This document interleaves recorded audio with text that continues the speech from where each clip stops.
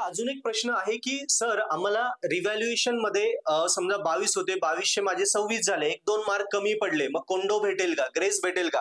हा प्रश्न खूप मुलांनी विचारलाय. अजून एक केस आहे, की सर मला मध्ये समजा 5 मार्क होते, एंडसेम मध्ये माझे 33 झाले, दोन्ही मिळून 38 झाले.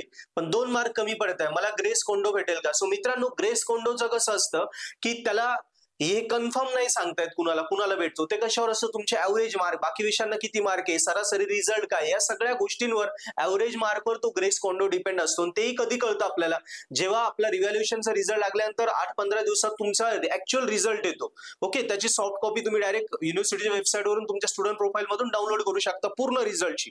त्याच्यामध्ये जर त्या विषयाला कोंडो ग्रेस येऊन गेला तर मग तुम्ही पास आहे, नाही आला तर तो पुन्हा पेपर द्यायचा. त्यामुळे ग्रेस कोंडो कुणाला भेटेल कुणाला नाही, 2-3 मार्क कमी किंवा एकच विषय राहिला याच्यावर असं सांगता येत नाही. पण शक्यतो तरी एवढं होतं, की ज्याचे 9 विषय निघाले एखादाच बाकी, तर त्याला शक्यतो भेटण्याची गॅरंटी असते. अजून एक प्रश्न आहे, की ग्रेस कोंडो 2 विषयांना भेटू शकतो का? तर हो, आधी भेटत नव्हता पण आता भेटायला लागला. 2 विषयांना पण ग्रेस कोंडो एका सेमिस्टरला भेटू शकतो. क्लिअर? आणि बाकी बॅकलॉग आणि रेग्युलर विषय क्लिअर करण्यासाठी पर्पल हॅट ऍप्लिकेशन वरनं स्टडी करा. इंजिनिअरिंग नक्की गॅरंटेड स्कोरिंग होईल. Thank you.